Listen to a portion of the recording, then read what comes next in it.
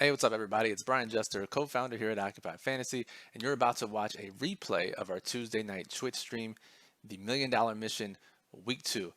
The goal of this Million Dollar Mission series is for me to try to capture another $1 million GPP win, but then the goal for the stream is to educate. We take a look at my previous week's 150 lineups on FanDuel and DraftKings. We talk about my player exposures, the game stacks I chose, my lineup builder settings and strategies. And then we also look at what other top 150 maxers did in their contest in week 2. We also look at what the winners of some of the biggest GPPs did in their lineups. So it's a learning session for everyone. And again, it's a live Twitch stream. This is a replay. We do this every Tuesday evening. So if you're watching and there are some things you don't understand or some references to the chat, that's why it was a live Twitch stream. So I encourage you next time to join us live so you can ask questions and get them answered directly as we're doing the stream, twitch.tv/Occupy Fantasy. That link's in the description below. So again, take notes. Hope you enjoy. Hope you learned. Here's the $1 Million Mission, week 2.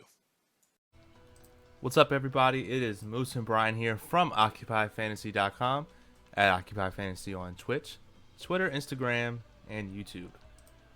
What's going on, Brian? That was some Western, dystopian music that was going on in the background. I had it muted. Now I wish I could have heard it. Is it still playing right now? It's playing a little bit in the background. What's it? I'll turn it up a little bit for you, and then we'll go back. Oh yeah, that is some super dystopian music. Yeah. It's like some Halo. Nice. Yeah, definitely. I think we just got an alert. I don't know if someone followed or subbed. Let me go check the logs on that. But Brian, how's your night going? It's good, man. It's this was one of the few days of the week where things slow down for a bit. Tuesdays are kind of the slow days for us now, which still isn't that slow. Getting PGA and MMA models ready, NFL models up and running, preparing for showdown, all kinds of stuff is happening. So, yeah, it's been good though. It's been good, and we got a big week ahead of us. Absolutely, yeah. And so, John, thank you for the follow. I appreciate that. What's up, Hove? Glad that you're here. What's up, Be More Bees? Great name. We're here for the week 2 of the $1 Million Mission. For those who don't know, we're going to track Brian as he tries to take down another $1 million tournament. We review his 150 lineups, see what he did, what the field did, and how can we get better. So, Brian, do you want to just take it away right now? Yeah, so a little intro for week 2. Week 1 was super high risk for me. I didn't have a ton of allocation. I really only played the $4 and $5 just massive GPPs in week 1, which has terrible expected value, but played it for the brand and just to play lightly and work on some 150 max skills. Week 2, I played some flatter payout GPPs. I only played the $1 million tournament on FanDuel, not on DraftKings. And pretty happy with my process. A couple things didn't work out. No true sweats this week, but looking forward to the weeks to come. Absolutely, yeah. So, and again, for the transparency, we'll go ahead and get this logo off. Let's take a look at how you're doing on. So last week on DraftKings, $13.50 in entry fees, $6.43 in winnings for a minus 52% ROI. On FanDuel, $19.50 entries, $11.34 in winnings for a minus 42% ROI. And if I can figure out how to get this last image up, let's see if I can get this last image. You got it, Moose. I believe in you. And actually, so while you're getting that up, this is a pretty typical week. Minus 50% ROI. If you saw on Twitter this week, we're talking about expected value and showdown contests and my very high risk approach. The approach isn't nearly as high risk in classic NFL. There's no need to be that contrarian. Yeah. And so a typical losing week in showdown is a much lower return than a typical losing week in classic, where you see here just a 50% difference in ROI. Now, hopefully we have a recurring results from last year where it's lose, a couple big spikes. But this will be pretty typical. We're very transparent here. You're going to see a lot of these losing weeks, but it's all about the process. Exactly. Yep. So just confirm on your combined year to date across both sites: $46.50 in entries, 20-50 in winnings, minus 56% ROI. And one thing I will say that sucks for you is that, let me turn the music down, it's loud as shit. Is that you can't play satellites, or you can't play as much as you used to last year, and that right there took away a lot of your that adds up to your winnings. I know, even if you have just we have what? Last year, yeah, like there's hundreds of satellite tickets I was getting. Yeah, I would say that, and if that can save you from $500 in entries or something, that's going to increase your ROI dramatically. Let's see. So real quick, so Hova says, I was wondering if you guys would ever consider having a stat that shows the percentages of each team that pass, then throw the percentage of what position they pass it to. Also have a percentage of teams that run the ball. Yeah, so that's not something we do, but my old boss at Number Fire, JJ Zacharyson, literally just tweeted something about this, like, when was this? This morning. Someone put the link in the chat. You can check that out. Yeah. So there you go. There's the chart you're looking for. I'm curious, really quick. I'm gonna pull this up, see what this looks like. Okay, yeah, exactly. That's the perfect. Yeah, that's great. Yeah, exactly. So there you go. Perfect. And the Wig says thumbs up. ROI is up from week 1. It was, and a big difference for that is again the selection. Remember, I played exclusively the like million-person entry millionaires in week 1. Those are ridiculously top-heavy payouts. So again, a little flatter tournaments this week resulted in, even though my lineups were about the same as far as where they finished, a little bit better ROI. So preach consolation. Absolutely, yeah. It was funny. I was just like, dude, why can't I find you on the Fantasylabs dashboard? And you're like, because I didn't play the contest. Ah, okay. That'll do it. That will do it. All right, cool. What's up? Just to talk about, I mean, we're being super transparent here. Let's just do it.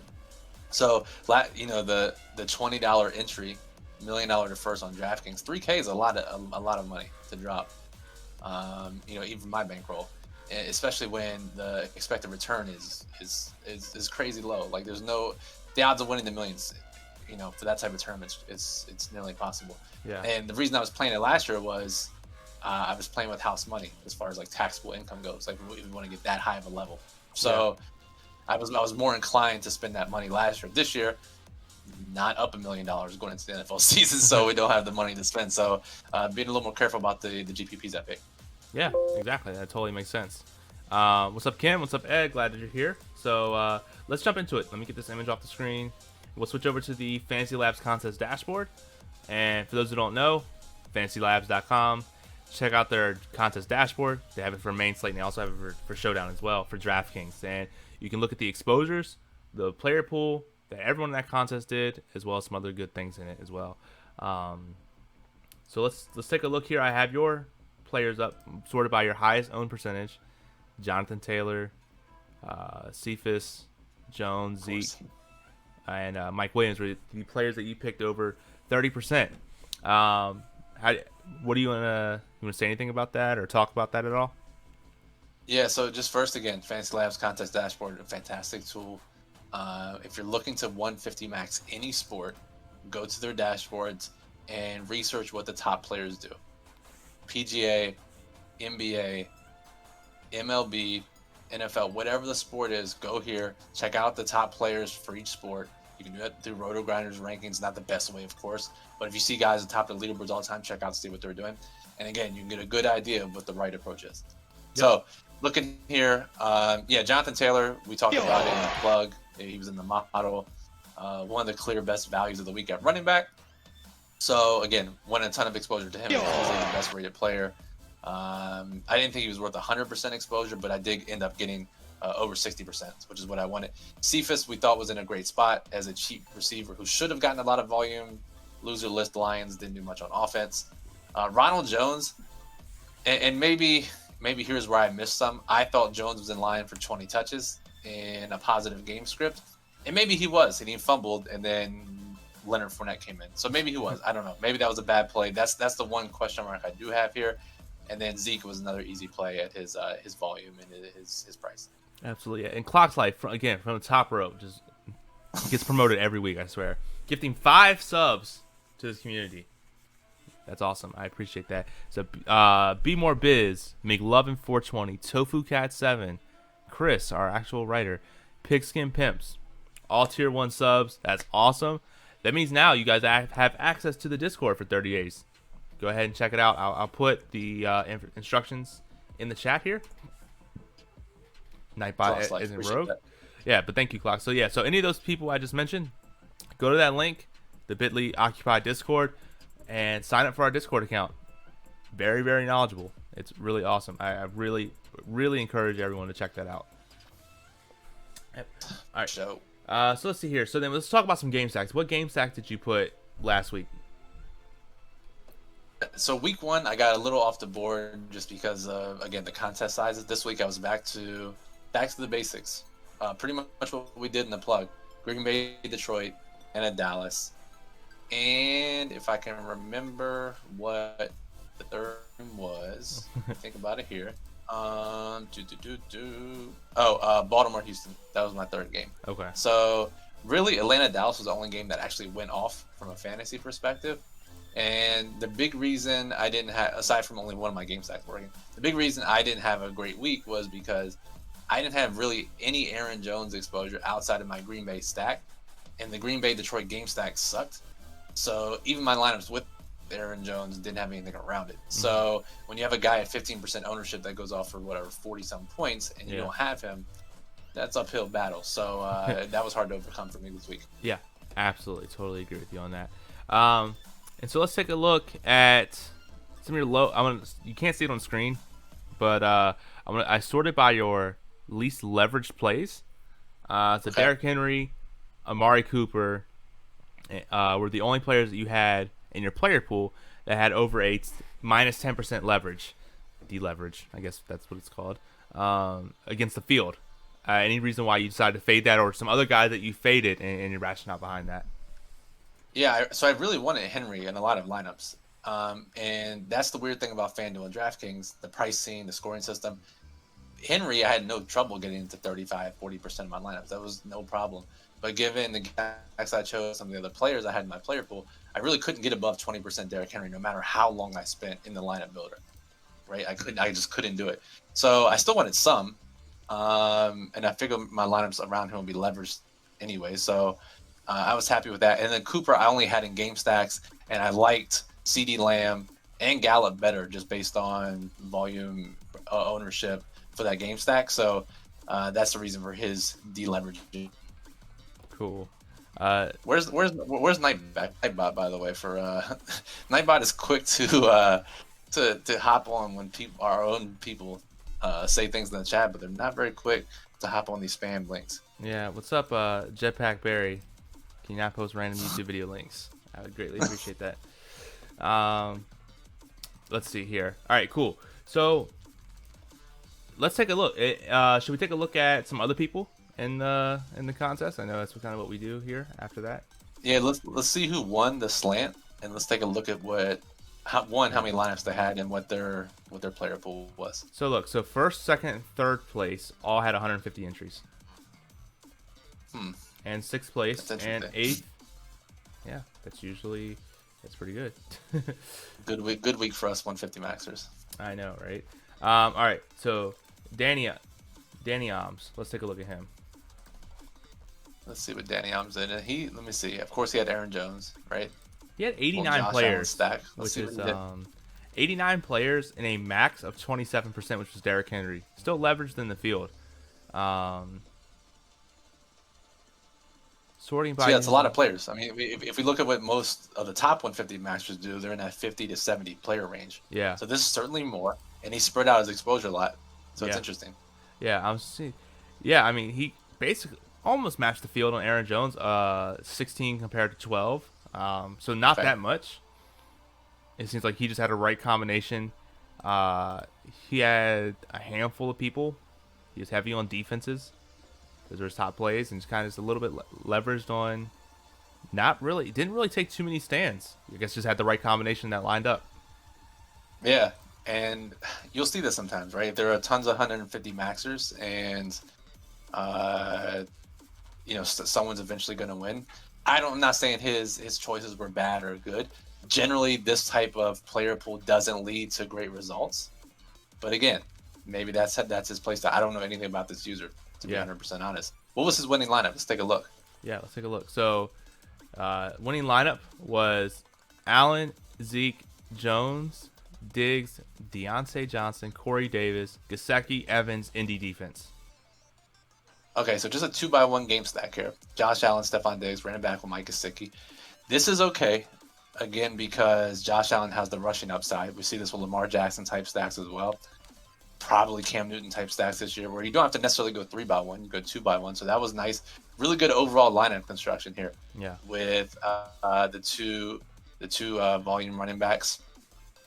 And again, maybe he just hit the right number here because he wasn't like super leveraged on Aaron Jones. He just had 15-16%, like you said. So yeah.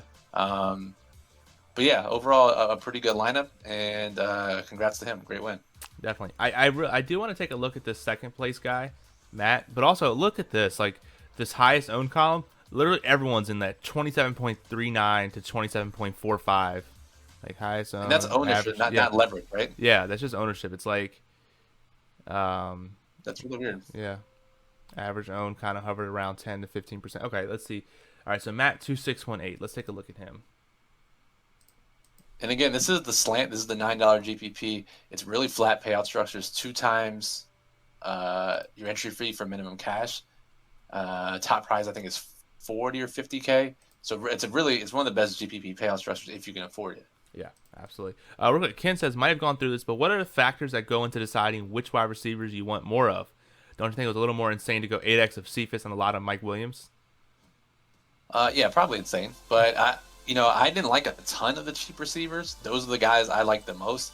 And based on the game stacks I was using and the prices of the running backs I was using, I had to have some cheap receivers.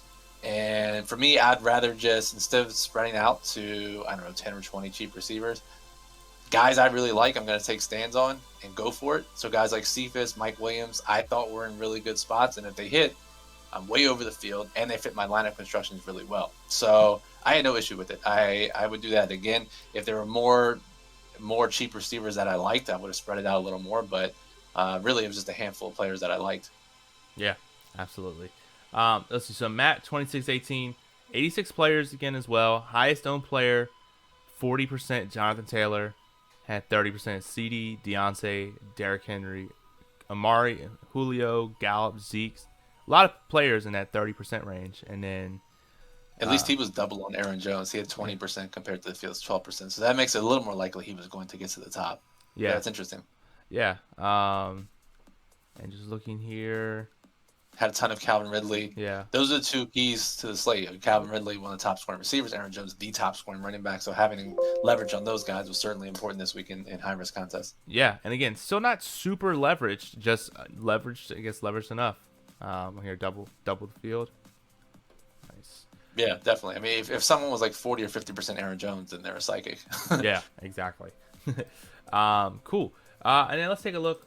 I know we always like to look at him, Osimo, see what he did. 105 players, so a lot of players. He's notorious for this. Osimo and a lot of sports will have larger player pools. We've talked about this in the past. Again, that works for him. Yeah, definitely. And just sorting by leverage, he has a lot. It seems like he has a core at the top that he's just like super leveraged on, and spreads himself out around different ways. I mean, Ty, 50% leverage. Ronald Jones, 25%. Kenyon Drake, 24%. Tampa Bay defense. Glad to see he was also on the Ronald Jones train. Yeah. 2, how sick was he when Ty dropped that pass? That touchdown. Yeah. And 3, a little bit of a PGA strategy here, huh? With the 4 core players and then matching the field elsewhere. So that's kind of interesting. Yeah, absolutely. Yeah, and he was like super low on Derrick Henry, only 9% compared to 40% of the field. So definitely very interesting lineup construction. Yeah, no, I could see something like, yeah, like I said, it worked. Like you said, Brian, it works for him. Yeah, so some people really have larger player pools. For me personally, and at least a lot of the other top pros, a little bit tighter player pools. What about were the Chipotle brothers in this particular contest? Let's see. Yeah, so Papa Gates had 89 players, had a max of 80% on Terry McLaurin, Just huge What a leverage. go. Because McLaurin crushed too. What Yeah. a great move. Definitely. And then for Chipotle Addict, had 77 players. It was also 80% on McLaurin. Wow. Nice. What a coincidence. That's crazy. Yeah. They just both love Terry McLaurin. That's wild. Yeah. What do you know about that? All right, let's see. And again, guys, if you have questions here, definitely go ahead and ask. Question from Ken here says, you mentioned, Brian, that you had 33 custom rules and a lot of other rules. Could you touch on what you look for and try to do in those rules? For sure. Yeah, really good. I'm using the lineup builder. All right. So Brian Okay, is currently having, I don't know if you're builder. having technical difficulties or I am. And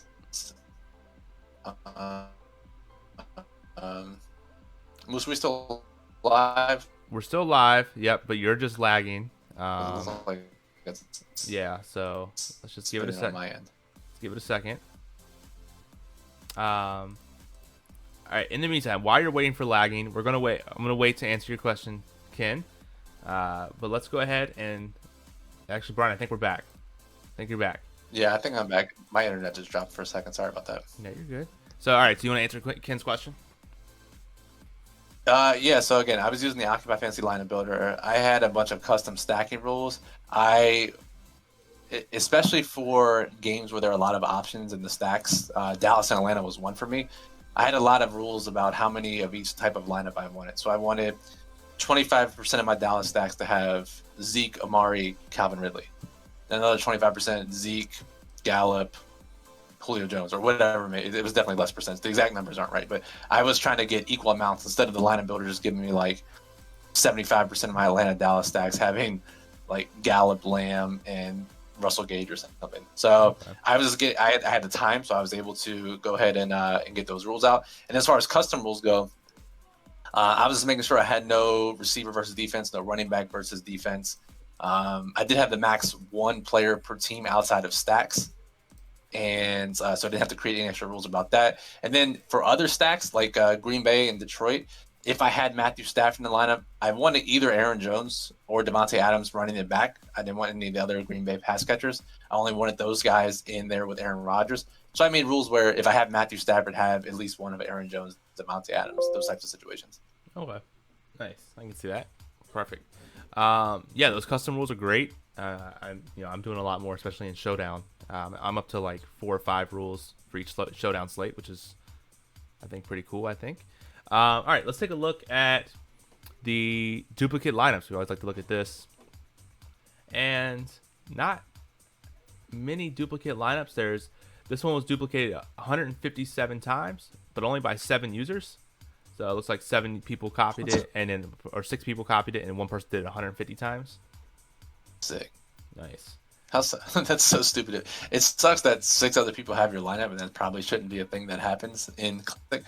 But it especially sucks if someone copies it and puts it and runs it 150 times. Yeah, and then there's another guy here who did this lineup 90 times. But in terms of like most duplicated, I think it's this. Like it looks like Kyler Murray was a part of a lot of these duplicated lineups. And that makes sense. If you look at just like raw projections and optimal projections, he was one of the best value quarterbacks. So that certainly makes sense. Can we go and see who won the milli and what that user did? Yeah, absolutely. So let's switch over to the $1 million maker. And if we look by duplicated lineups, again, Kyler Murray across the board on all this stuff. But if we go to the leaderboard, Goners with 20 entries did it. Let's take a look at him. Yeah, 20 entries, well done.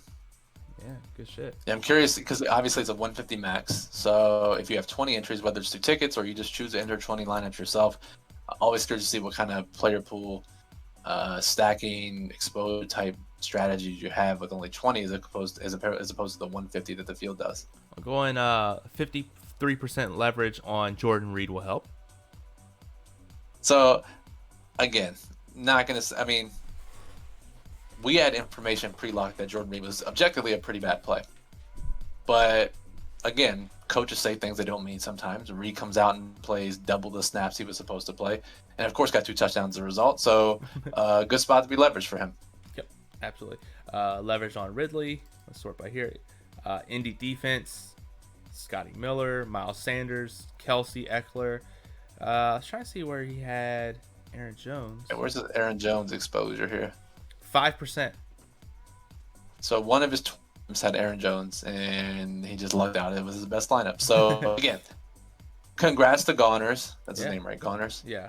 Congrats to him or her for the milli. But a very fortunate set of circumstances surrounding the player pools and the lineup that won. But again, it's going to take some luck to win a field of 200,000 people. So congrats. Yeah. Let's take a look at his lineups here. Just do want to say here, yeah, pretty good. Average around 10 to 15% on each lineup. Everything, I think only like 16 of them were unique, which is kind of, it sucks. It's also 18, bad. 18, sorry, totally. To the end there, the last lineup. So it was Dak, Miles, Amari, Calvin Ridley, CeeDee Lamb. It was a double tight end lineup. All right, I can objectively say this was bad, but then again, he's $1 million richer. So who's to laugh here? But again, objectively, if we're analyzing this from an objective standpoint, a lot of decisions here were pretty bad. But again, some milli winners, we're going to see bad decisions because there's so many freaking entrants into it, and we're going to see 17 weeks of it. Then we're bound to see some quote-unquote bad choices that end up optimal. So, again, from a process standpoint, it doesn't look that great, and I don't want to come across as hating. I already got my milli. I don't need to hate on other people who got the milli. I'm just saying if we're judging by processes, not a great set of 20 lineups. Yeah, as Clock's Life says, I've taken $1 million beat gross though.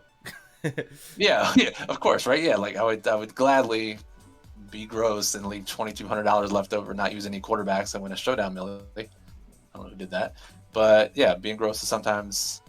Again, I don't know. We're not going to go into why Goners did we don't know, but again, always interesting to analyze. Yeah, we'll just say congrats to Goners. He'll now be a part of your monthly $1 million club. So give my congrats when you see him next meeting, Brian. Well, his membership package is in the mail. His gold jacket's in the mail. We've had to have virtual Zoom meetings since the quarantine, so I'm curious to see him. You can see him virtually at this month's meeting. Nice. All right, so real quick, let's take a look at the salary usage. Again, on the $1 million, the Millionaire Maker, and that. Actually, first, we have a question from Ken. What's your thoughts on DraftKings versus FanDuel? FanDuel has to be easier with the pricing and everything, no? Yeah, it's not even remotely close. Like FanDuel, I was able to get Christian McCaffrey in my player pool. I was able to get 30-40% Derrick Henry. I was able to get pretty much anyone I wanted, any exposure I wanted. I spent way less time on FanDuel tweaking than I did on DraftKings because I actually had to make decisions. DraftKings, I had to figure out, okay, do I really want to jam in Derrick Henry? If not, what if I do? What do I have to do? DraftKings, I had to get a ton of exposure on Cephas and Mike Williams to fit in some of these stacks. Whereas on FanDuel, my highest owned receiver was like 20%, 25%. And it was a lot more spread out. I could fit in more higher priced guys. So again, it's a lot different. You're going to find it to be a lot easier on FanDuel. And again, maybe that's why I had more success there last year than I did on DraftKings. Yep. Also, I just been advised Bud Light is now streaming on Twitch. We will absolutely be rating them once this is over. We're going to Bud Light for sure. Yes. Yep. Cool. All right. So let's take a look at salary usage. 15.5% use the full 50 cap. What is that, like 40% of the people used $500 or less, or left over? That's not even as high as it was last year. And I don't even think that's good. Like, you don't again, it's still early in the season, but like, you don't have to necessarily leave salary on the table in NFL Classic. Yeah. I mean, I set mine at like 50K max, 49K min, sometimes even higher if I can. Yeah. FanDuel, it's the same way. Like, you definitely don't have to try to leave salary if you don't want to. Yep, absolutely. And I'm curious. Let's compare this to the slant. So we compare it to the slant. Let's see. That's interesting. Looks roughly the same, right? Yeah, roughly the same. Interesting. Yeah, and again, it's probably you're going to see this across all tournaments. It's probably just the way the pricing was this week. So. Yep, absolutely. And then again, we're still in the Fantasy Football Millionaire. Let's look at the position usage. And I think this actually gets cut off on the screen a little bit, but 10% of entries use the tight end and the flex spot. 38% in running back, 51% in wide receiver. And this is about what we normally see, right? Tight end 7 to 15% for whatever reason. I imagine Jordan Reed helped there. Yeah. In some spots. But again, this is pretty normal. Yep. And usually we want to use receivers and running backs, not tight ends. Yeah. And we compare that to the slant. So 10%, 11% use a tight end in the DK Millionaire Maker. And the slant, it was 8%. So objectively, it was sharper.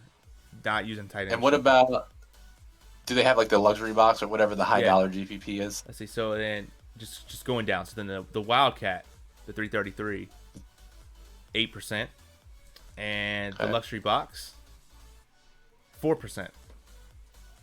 So again, this is always a great way to look at things. Look at ownership, look at lineup constructions, look at salary usage, look at flex position usage. When people are dropping 3K on one entry, you can imagine that most of the players are pretty good. There's some bad players in there. There's some players that still don't know what they're doing. But the fact that they only use 4% at tight end is pretty indicative that it's the sharper move not to use tight end and flex. Yep. Absolutely. I'm just curious. I just want to go to the duplicate line, see if anyone got duplicated in here. Yeah, there was 3 lines that got duplicated. That would suck. You pay $3,000 and somehow your line gets duped. I have a feeling it's Empire Maker. The dude gets duped all the time. He doesn't care about it. Hmm. Can we see the users? Or no, we can't. Users, I don't think so. Well, We'll just go back to the users page and then type in Empire Maker. I'm just curious to see if it was him. He had 3 entries. Let's view his lineups. He had one of the duplicates. Yeah. See, you do this long enough, you can pretty much nail what's going to happen in some of these tournaments with some of these users and how they play.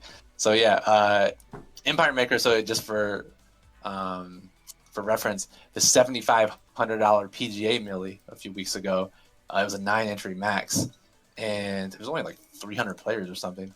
And if you got duped in a PGA, it's pretty bad. I think like 2 or 3 of his 9 lineups were duped in the 7,500. So again, it's not something he cares about. We talk about at in about he just plays mostly optimal plays, optimal construction. Doesn't worry about what anyone else does. So he ends up seeing even sees his lineups duplicated in contest types we don't worry about duplication. So again, that's who he is. Yeah. Hey, I mean, more power to him. He's killing it. And I just want to look at the leaderboard here. Jake or so with the great lineup. Jonathan Taylor in the flex spot. I dig it. There you go. Nice little 200K hit. So we had Josh Allen, Stephon Diggs, John Brown, a 3x1 stack here. 3 running backs. Hey, he had Mike Williams too. Pretty sick. But yeah, this is a fantastic line. This is a textbook lineup that you should build. Yeah. And nice to see a 200K winner take it down. Yeah, and it shows where it's like, all right, it might be a little off, off brand, the Twitch thing that we're talking about, but like these lower entry contests, these 100-player leagues, these 300 entry contests. Granted, we're not telling you to drop 3K on this contest and do it, but like these optimal lineups here have a greater chance of winning these 100-player, 200, less than 1,000-player leagues. Whereas you get these 100,000+ entrants, whatever the optimal is going to be is probably going to win. So it's very, very difficult. And again, this may sound, Brian, fade me if I'm wrong on this, but like stacking optimally isn't the same as an optimal lineup.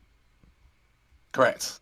Very correct. A lot of times we'll see optimal stacks take down the big tournaments. Sometimes we'll see some crazy ass lineups take it down. But like you said, in the smaller contests, you don't need even close to the optimal. I mean, he had Mike Williams who scored 3 points. Yeah. Right. But add in the correlation, it gives you the best chances to win these smaller contests. Especially for our audience, those who play the 100-player leagues or you're playing these smaller GPPs, like 3x1 stacks is your best route to get that top place finish. Yep. Absolutely. Cool. Yeah, just looking at there. Yeah. Imagine making a lineup in here. It's like 48,000. That was rough. 3K entry, just I don't care about salary. Who cares? I don't need the extra 2,000. All right. So, last couple questions. If anyone has any questions, let's knock them out, and then we'll go ahead and we'll rate this Bud Light. I don't know who these people are. They're playing Tekken, it looks like. So, we'll give it a minute here. If anyone has any last lingering questions for Brian, Ken says 3K entry. Someone took Cephas impairment too seriously. It probably would have been me if I had entered that contest. Yeah. Also, Austin Eckler's live. We need to hop in there and ask him what the hell Tyrod's doctor was doing in the locker room before that game. Did you hear that? What happened, Moose? No. Tyrod Taylor, he injured his ribs in practice like Thursday or Friday, and but he didn't practice fully on Friday. He was off the injury report, expected to fully play. Sunday comes around, the game rolls around. Yeah. He's going to get like a pain blocking injection in his ribs, like very typical. It happens to NFL players all the time. And the doctor fucked up somehow and punctured his lung while giving him the rib injection. Oh god damn. And that's why he had to go to the hospital and miss the game. That's why Justin Herbert randomly started on Sunday. Yeah. Okay. Yeah. I did hear something about that. I didn't know the full severity. Doctor's getting fired. Yeah. Yeah. Seriously. Oof. Yeah. Kansas. Ask Eckler why Kelly is taking his snaps. Yeah. Josh Kelly, the rook. Yeah. I know this is just a high level stream, but yeah, Josh Kelly is getting busy in that backfield. Class, is there anybody get projected weighted opportunities for the showdown model? Ask me nicely. Maybe. The only issue is like it only works for running backs. Yeah. Right, and there's only a couple of running backs. I just have 2 tabs open for me if I'm looking at it, but I understand the need for it. It's something we can look into for sure. Yeah. We'll take a look. Cool. All right. So, all right. Who we rate? Are we doing Eckler or are we doing Bud Light? No, we're doing Bud Light for sure. All right. Perfect. Let me hop in the channel. Again, everybody respect their rules. But let's have some fun. I gotta figure out how to rate again. All right. Let's see. Bud Light. All right. Let's start this raid. Let's go, guys. I'm gonna be there in 5 seconds. 4. 3. It's been a fun, y'all. Appreciate it, and we will see you Saturday for the NFL stream. Peace.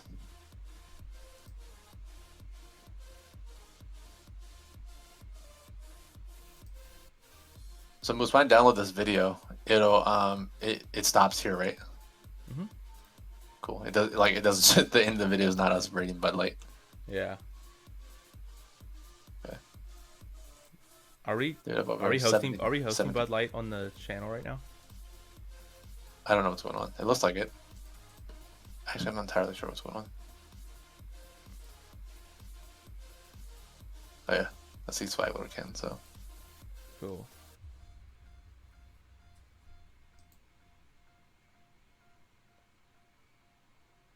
Damn, I thought people were gonna be talking.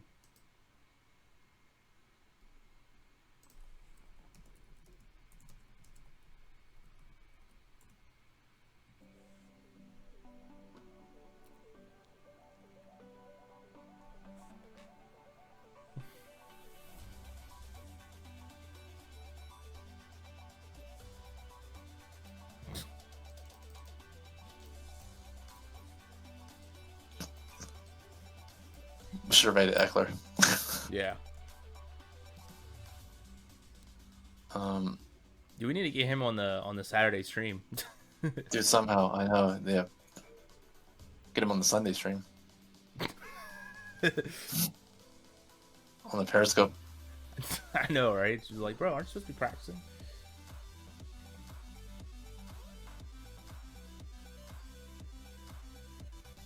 All right, I'm gonna end this raid. No one's doing anything. Okay. We have literally me, you, Kins, and Nightbot. Pointless.